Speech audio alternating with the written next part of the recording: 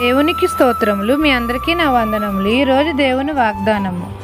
యెహోవాను నమ్ముకొనుడి, యెహోవా మిమ్మును మీ పిల్లలను వృద్ధి పొందించెను. కీర్తనల గ్రంథము 115 భూమి ఆకాశములను సృజించిన మన తండ్రి అయిన యెహోవా మనల్ని ఆశీర్వదిస్తున్నాడు.